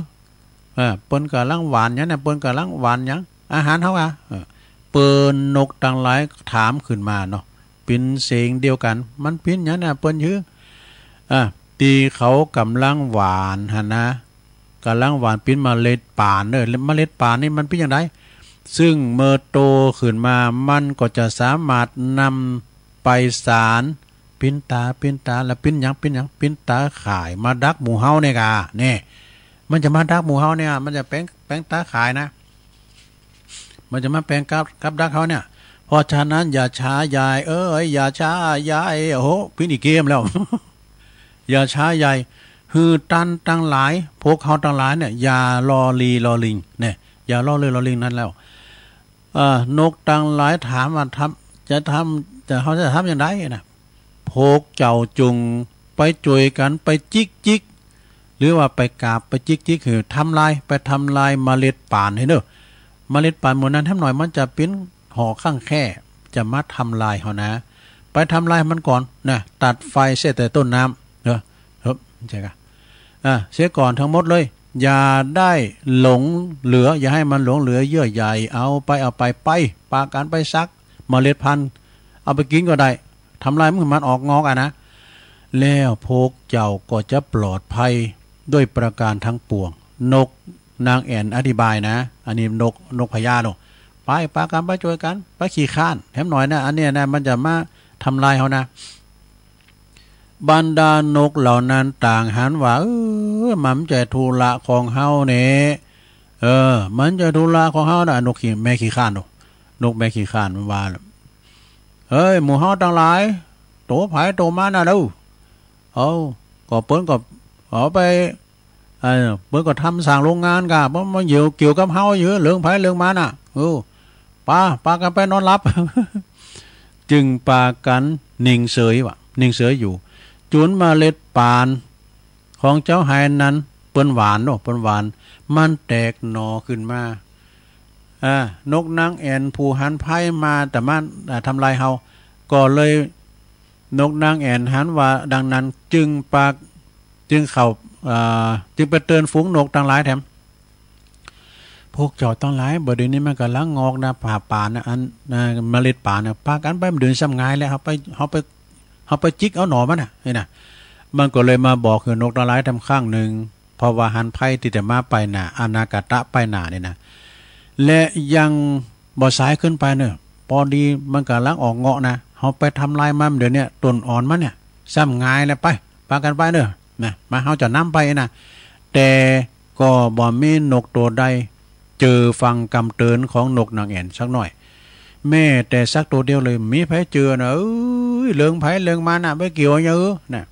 เปิ้นปลูกไปขายพวกน่ะเปิ้นจะมายับเอาด้วยนกนางแอ่นหันเจนนั้นก็จึงปากันอพยพหนีไปอยู่ที่อื่นแน่เอาละพระอั้นสู้คอมฟังข้าก็จะไปอยู่ที่อื่นละคำอยู่ที่นี่ละอันตรายเขตพื้นที่สีแดงไปจะไปด้วยเฮา บินมาเนี่ยก็บินไปปลาก็ไปกันจะหลายอยู่เหมือนกันเด้อเมื่อเวลาผ่านไปเมื่อเวลาผ่านไปต้นปานก็เจริญงอกงามขนาดใส่ปุ๋ยมันก็งามขึ้นมาตึงวันเจ้าไห้จนเจ้าไห้สามารถเก็บเกี่ยวมาจ่ายเป็นประโยชน์ได้โดยเขาก่อนนำต้นปานนั่นนะต้นปานทักพินตาขายแต่เฮ้ยทักพินตาขายแต่เอามาดักนกที่จะบินไปบินมาบริเวณนั้นน่ะแน่เฮียโอ้มีอยู่หันวันหนึ่งนกนางแอ่นได้บินกลับมาพอเยี่ยมถิ่นเดิมของทันของเขาอีกข้างหนึ่งมาพอพี่น้องต่างหลายแล้วพี่จะฮือพองหันว่าป้าว่าฟูงนกต่างหลายต่างก็บินติดตาข่ายติดหายหมด ของเจ้าไห้โอ้อย่างน่าเวทนาที่สุดว่ะนี่บอกเขาบอกแล้วผมเจอนี่เขาบอกแล้วผมเจอบอกแล้วบอกฟังฝูงนกที่ถูกจับก็เริ่มสำนึกถึงคำเตือนของนกที่เป็นพญานกนางแอ่นไหวแล้วนะเปิ้นเตือนเขาแล้วเขาฟังแต่แล้วก็สายเกินไปเสียแล้วนะนอกจากนั้นนายพรานก็จับไปทกขุนไปทอดขายปวดเขาไปกับแกมไปกับเขาไปกับเขาโมโลเซตเดซโมเรตายหมดฟังคำสอนฟังคำเตือนเปิดนะนิทานเรื่องนี้ก็จบลงไปนิทานเรื่องนี้เปิ้นก็สอนหัวว่าคนฉลาดมักมองเห็นผลที่จะเกิดขึ้นในการข้างหน้านี่หันไพ่ตั้งนานแล้วนะแต่คนโง่ย่อมเชื่อฟังเหตุแต่คนโง่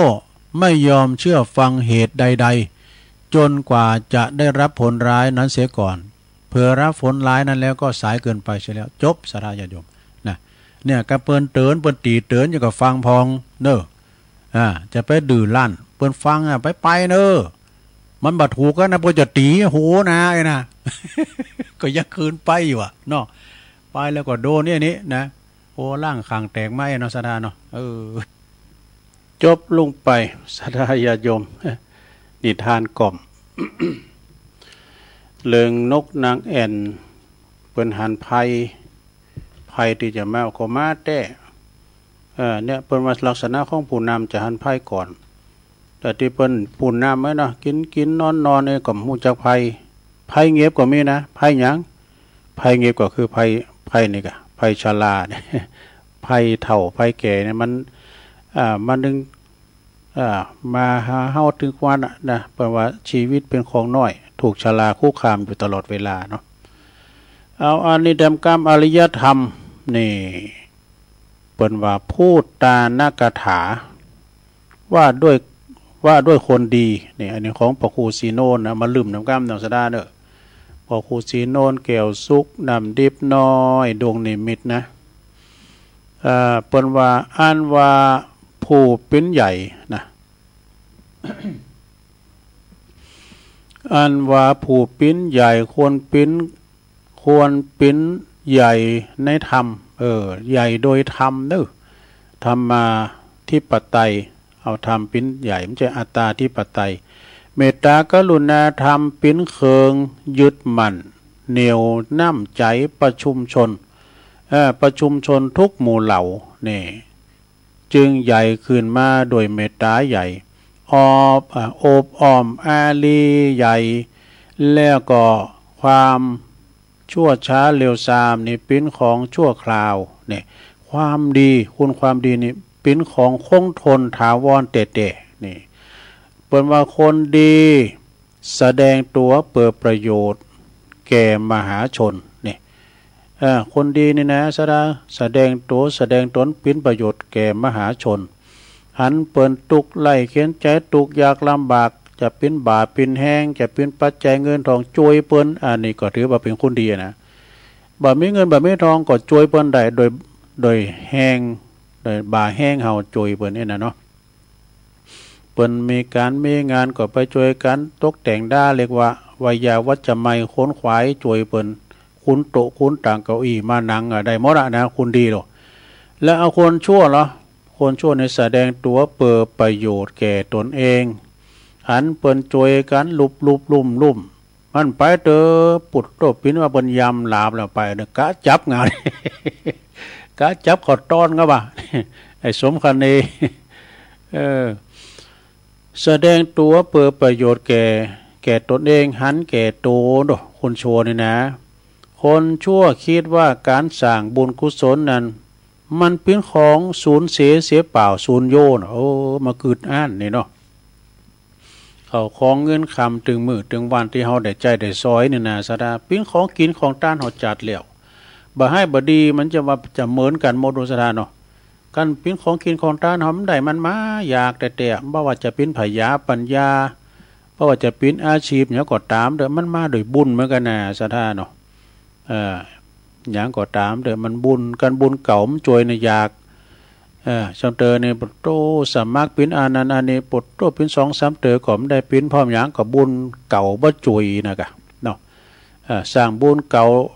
เสวยบุญเก่าสร้างบุญใหม่ด้วยกันไปเด้อนะสร้างบุญด้วยกันไป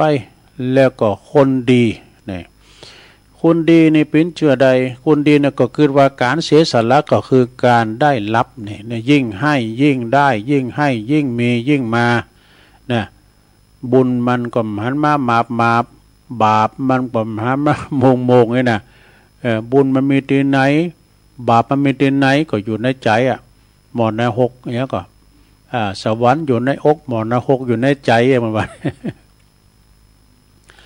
เปิ้นเปรียบตรงกรรมเนี่ยพระครูซีโนนเปิ้นบอกว่ารถในรถกันหนึ่งนี่นะถูกควบคุมโดยคุณครับคุณครับนี่สำคัญเนี่ยจะเอามาออกนอกตั้งก็ได้จะเอามาซื้อก็ได้นะคุณครับนี่สำคัญในรถกันหนึ่งนี่ควบคุมโดยคุณครับโลกทั้งโลกก็มีหัวใจโลกทั้งโลกมีหัวใจคุณผู้คุณปิ้นผู้ครับเขินได้กันเนาะคุณเฮาเนี่ยครับเขินนะก่อนที่เฮาจะได้อันยังจากไผนี่นะได้หัวใจของเขามาก่อนได้กันเนาะหลังจากนั้นเขาก็จะทุกสิ่งทุกอย่างแก่เฮาโดยความติ่มอกติ่มใจได้กันเนาะเอาจะเอาทั้งเปิ้นเฮาก็ต้องเปิ้นก่อนนี่นะใครเปิ้นไหวเฮาก็ไหวเปิ้นก่อนชำเตอประตูต่างอกต่างใจไปไหวแต่เมื่อตุลุงปิ้นตูใหม่นะไปไหวเปิ้นแต่เนี่ยปนไปกราบขาแมบปิดหน้าไปทั้งอื่นเนี่ยมันไหวต่อมั้งเนี่ยคนดีทำกรรมนะใช่ไหมเปิ้นว่าก่อนที่เฮาจะได้หยังจากไผเฮาต้องได้หัวใจเปิ้นมาก่อนนี่นะหลังจากนั้นเฮาขดายเนี้ยก็ได้หมดคุณดีพอหันทั้งองค์ประกอบทางวัตถุและก็จิตใจเนี่ยแปลว่าคนดีมองเห็นทั้งองค์ประกอบทางวัตถุและก็จิตใจแล้วคนชั่วเหรอคนชั่วก็มองเห็นแต่ทางวัตถุอย่างเดียวเนี่ยหันจิตนั้นใจดูคนดีเหรอคือผู้เชี่ยวชาญฉลาดทุกสิ่งทุกอย่างเนี่ยคนชั่วเหรอคนชั่วนี่ผู้โง่เขลาเบาปัญญาหาความดีบ่เจอเนี่ยมันตรงกันข้ามเลยนะแล้วก็ถ้าอยากรู้ว่าอนาคตจะเป็นอย่างใดนี่ก็จงดูว่าปัจจุบันได้ทำอย่างไหวพองนี่เปิดว่าเข็มทิศตีใจเป็นเคืองนำต่างชีวิตอยู่ในมือของทุกคนนั่นเองเนี่ยเข็มทิศนะอยู่ในมือของเขานั่นเองนะแล้วเปิ้นก็มีคติธรรมแถมท้ายแถมคติธรรมบอกว่าเกิดเป็นคุณพึงรักษาความดีของตนไว้เหมือนเก๋อรักษาความเค็มไว้ได้ตลอดชั้นนั้นได้กันเนาะเก๋อนี่เปิ้นเอาหยังมาแปลงเก๋อสินเทาเปิ้นแปลงมีนาเก๋อเด้อเนาะหนุ่มนาข้าวสาวนาเก๋อนั่นน่ะกันเอาแฮมเนี่ยนี่กันมันจางไอ้นี่มันได้ใส่เกลือเนี่ยมันแน่นใจอันนั้นแต่เพิ่นก็มื้อกินจิ้มแล้วไปนะกินจิ้มลำก็มันได้มาบ่ลุงเอ้ยก็มื้อกินเกลือกินน้ำปลาก็ได้กระตุมันก็เหมือนกันเนาะอริยธรรมเนี่ยบทที่56เต็มกรรม1เด้อศรัทธา ของปอครูศรีนวลแก้วสุขโอ้แต่ว่าเนี่ยออกรายการแล้วปอเสี่ยวไส้เล็กกันทาโทรมาเปิ้นโทรเขาในรายการเต้นซะก้ามมาดอกก่อนพี่ยังก็เดียวพยายามเนอะเดี๋ยวพยายามโทรมาปอเสี่ยวซับเลย พอเล่งท้าก็คุณภาพของคนนี่สิ่งตั้งหลายในโลกนี่นะมีลักษณะสำคัญมีอยู่สองประเภทคืออย่างคือปริมาณและก็คุณภาพอันว่าปริมาณได้แก่จำนวนตีนับกันเป็นตัวเลขนะปริมาณนะเป็นตัวเลขนะตีเป็นตัวเลขเท่านั้นเท่านี้ต้องอ่านด้วยนักพ้องหน่อยพ้องเนี่ยเป็นปริมาณอันนี้เข้าใจง่ายบัดต้องอธิบายหนักก็โหแต่ว่าประเภทที่สองนี่กันนะประเภทที่สองคือคุณภาพเนี่ยคุณภาพนี่ดูแลยากเนี่ยเพราะว่าดูแลยากลำบากหน่อยเพราะบ่มีตัวเนี่ยดูทีเดียวยังบ่ฮู้ดูตัวเดียวพอตัวเดียวย่ำฮู้นะต้องอาศัยการศึกษาสังเกตเป็นเวลามึนนานพอสมควรอยู่ถ้าจะหือคำจำกัดความนี่ก็คุณภาพก็คือสังคือความสามารถเนาะที่สิ่งนั้นเนี่ยจะทำหน้าที่ของมันได้ดีที่สุดนะแต่เป็นถึงว่าความสามารถของคุณนี่มันเหมือนกันได้เนี่ยพ้องก็เก่งประเด็นหนึ่งเก่งประเด็นนึงนะคุณภาพความสามารถฉะนั้นคุณภาพนั้นจึงแตกต่างกันออกไปตามลักษณะของสิ่งนั้นๆเช่นคุณภาพของสิ่งที่คุณต้องการความสวยความงามก็คือความงามต้องงามที่สุดเนี่ย ถ้าเป็นความงามก็ต้องงามที่สุดส่วนว่าด้านความความแข็งแรงทนทานเหล่านั้นก็คือสิ่งนั้นก็จะต้องแข็งแรงทนทานที่สุดเนี่ยถ้างามก็งามที่สุดถ้าแข็งแรงก็แข็งแรงที่สุดส่วนด้านแสงสว่างความแจ้งสิ่งนั้นก็จะต้องมีแสงสว่างแจ้งที่สุดนี่นะแล้วก็ด้านปากกาเนาะปากกานั้นก็จะต้องเขียนได้ดีที่สุดแหละเรื่องนี้เป็นต้น ดังนั้นแล้วศรัทธาญาติโยมทั้งหลายดังนั้นแล้วถ้าต้องการสิ่งที่มีคุณภาพสูงก็ต้องมีความพยายามสูงแล้วก็ใช้เวลานานๆอย่างที่สุดเนอะ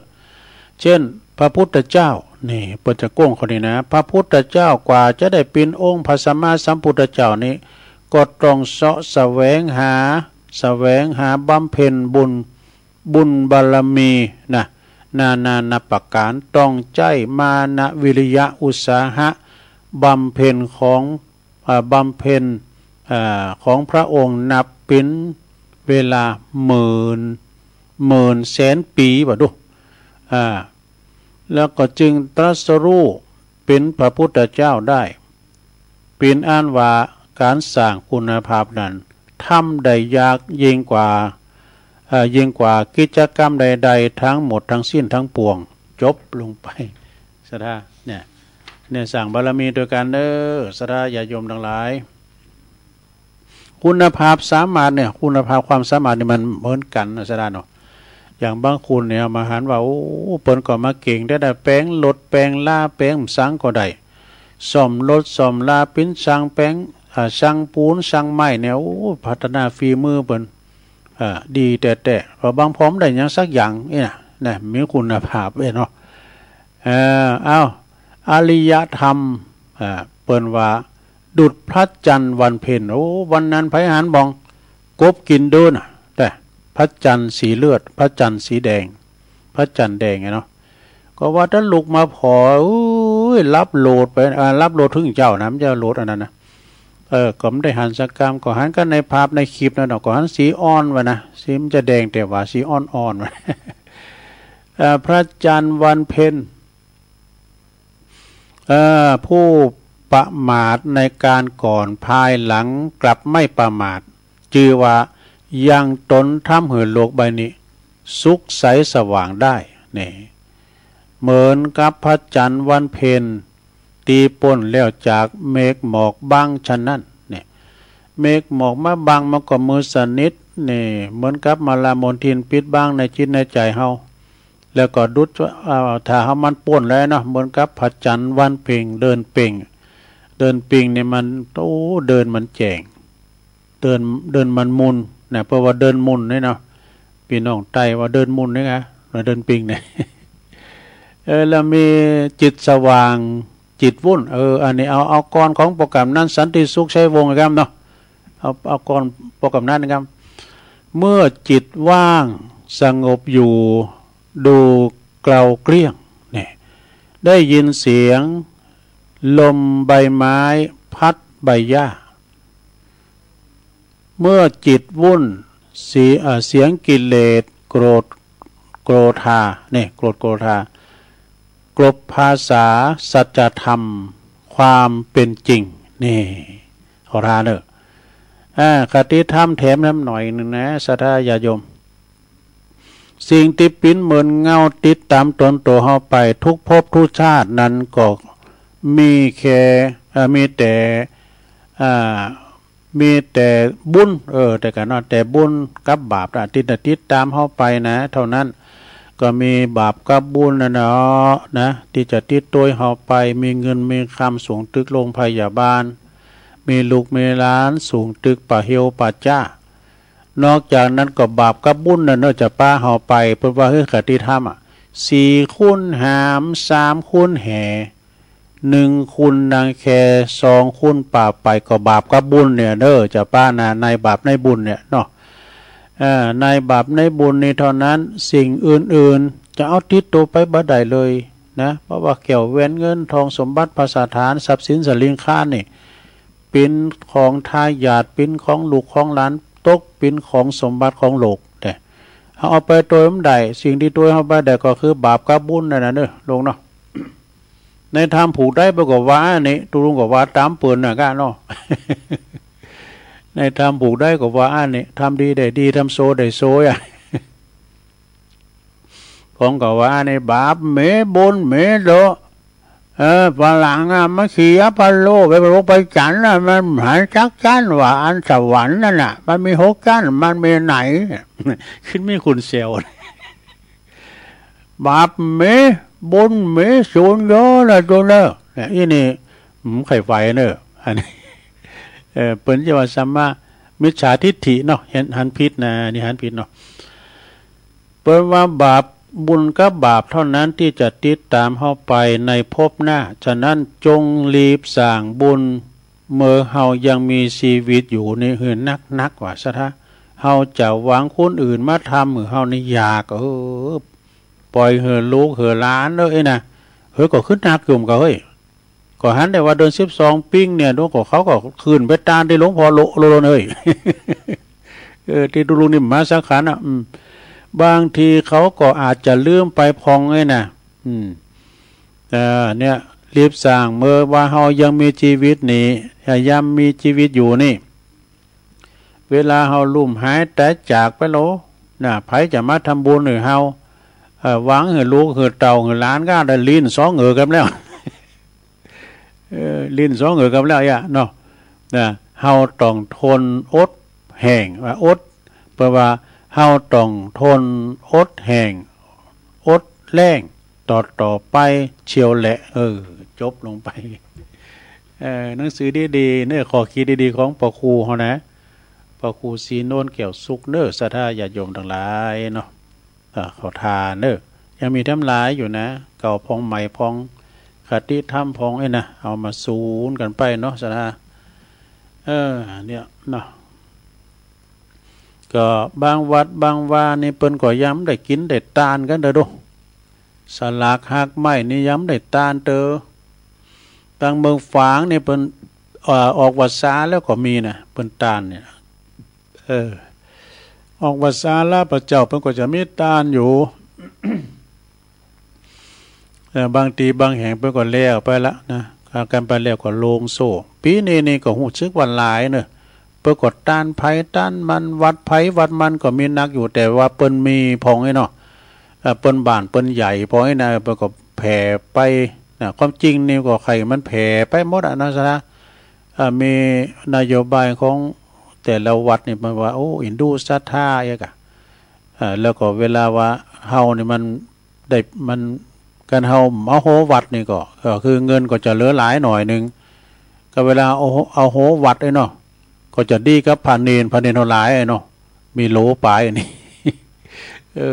อันนี้ก็ได้กินกับบ้านเฮาเนี่ยไอ้กะเนาะสระตันภายตันมันไปก่อนปีหน้าฟ้าใหม่ก็ค่อยว่ากันเนาะศรัทธาญาโยมทั้งหลายมันบ่แน่นอนเนาะศรัทธาญาโยมเศรษฐกิจดีมาเฮาก็กินต้านไปแล้วก็จะไปสลุยสลายกินต้านไปก็มองพอให้พอดีจะไปมั่มมึกลำไปวางแผนปัจจัยดีๆเนาะศรัทธาวางแผนปัจจัยดีๆ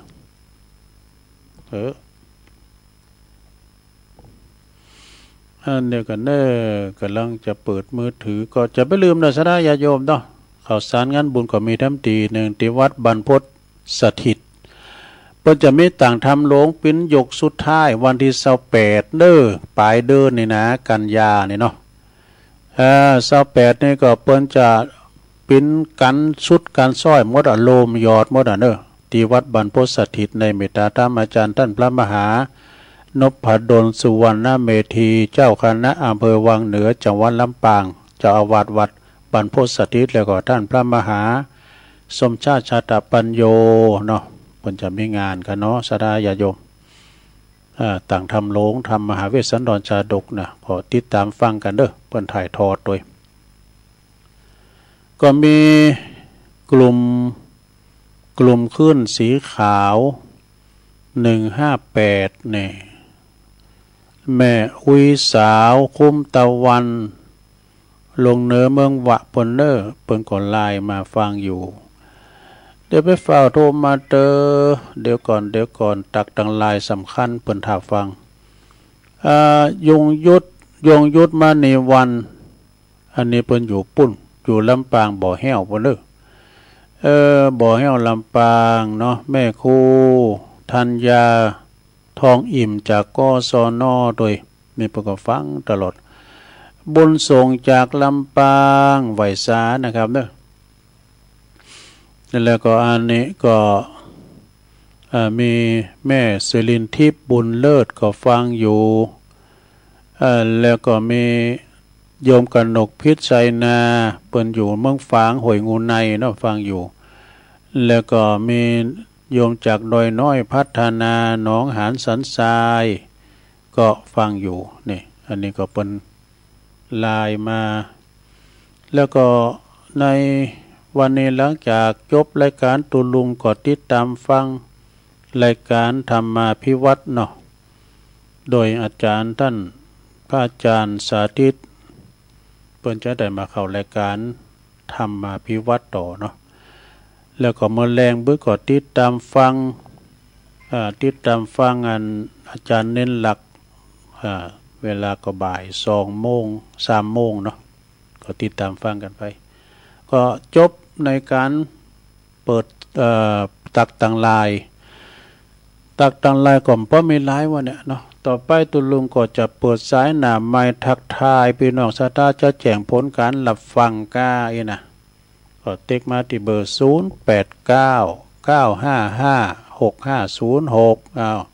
เจริญปอนเจ้าไว้ซาเจ้าตะกี้เจใหญ่หน่อยนะเจ้าวิญญาณของพวกเขานะเจ้าวันหนึ่ง7 โมงก็ไม่ต่อตีทานสาธิเทมนะเจ้าถึงเดิน12 ปีน้องตั้งหลายลูกหลานยิ่งใจตานพวกเขาอย่ายมพิบาลปล่อยเดินเดียวเจ้าตานพวกเขาเนินนายลูกหลานเปิ้นดีตาหนึ่งพี่ตายหันเปิ้นยกไปตายน่ะแม่เจ้าของแม่มีไหนลูกหลานตานเต่าแม่รอกินข้าวถึงวัน16 วันแล้วบ่หันสักคันแม่รอถึงวันเด้อเจ้าเมื่อใดลูกหาจักตานก็เข้าพ่อแม่เจ้าเนินนายก็ทรัพย์สมบัติเป็นโซนลำใหญ่เบ่งลูกไปบ่ตานก็เข้ากำเลยโดยตันลำใหญ่เลยเนาหล่นลงเต็มเก้าเป็นปุ๋ยเลยนะบุญบอกกำจู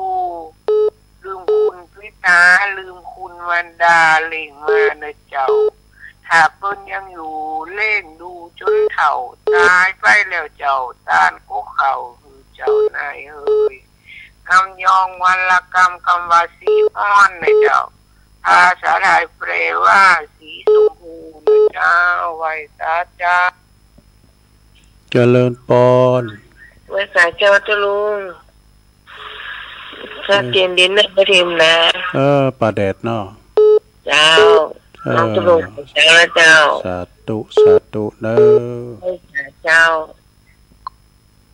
เจริญปอนติดโอ้โหปลาเสียวใช้เหล็กกันทานำดิบน้อยมาละว่ามาทุกซอยว่ามันได้ครับสักกรรมออกในหน้าไม้ได้เนี่ยมาแล้วกำลังใจนะดีกะตัวกบเป็นกำลังใจปลาเสียวเด้อโอ้ยินดีเด้อสาธุวันที่21นี่ก็ถือพิเศษครับควรจะกินสลากหักใหม่นะดงนิมิตนำดิบน้อยเจริญปอนกาวศาสตร์ตอนเจ้าโอ้โหมาแล้วหลวงพ่อมาลูกเจ้าฟังลูกเจ้าฟังคำการฟังคำนี่ตัวหลวงเนาะเขารับโดยฟังโดยได้บุญปกติตัวเจ้าหรือว่าอาสงเจ้ากำลังคือนโมเตสักพักละอู้กันนี่นะอันนี้มันได้อย่างสักอย่างเนอะได้ก็ตั้งใจมาวัดที่อู่กันนี่นะมาอู่กันที่เอา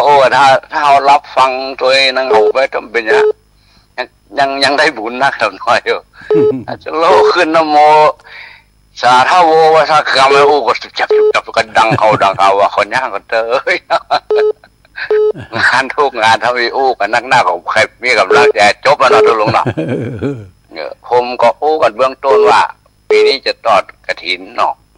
ดีกันวันที่2 พฤศจิกายนเนี่ยก็ประกาศมาลุ้นไกลอยู่ด้วย2 พฤศจิกายนครับ2 เดือนก่อนแต่ก็เก็บไว้อ่ะมันงานบุญประเด็นนี้กันเริ่มเนาะกินสลากหักไว้ทุกวันเนาะเริ่มอันนี้เอาถ้าโอ้กันเบื้องต้นในโบสถ์ตอนซื้อนี่มันตัดกัน3 วัดก็เลยวันที่2 พฤศจิกายนเนี่ยนะในสมบูรณ์2 สมบูรณ์เนี่ยตัดกันนะแล้วก็ไปหากันอยู่เป็นเวลาไปเอาเนาะอย่างผมมันอยู่ลูกเดียวตนเดียวมันบางทีอาจจะตอนเจ้ามันตัดของเอาตัวตาตอบดีกันแหละโอเคดำนี่นะโอเคไปว่ามันตกลงนะสาธุครับหลวงพ่อสาธุครับสาธุพวกเนี่ยวันเสาร์วันไหนเตียธรรมนะวันนั้นวันไฟเห็นเปิดดังอ่ะวันเสาร์จะเตียธรรมเปตาพลีเก็บตกกำหลวงพ่อมานิดเนาะเจริญปอนเจ้ากับไว้สาเจ้าตุลุงวันนี้ก็มีบุญแห่งวันเด้อตื่นขึ้นมา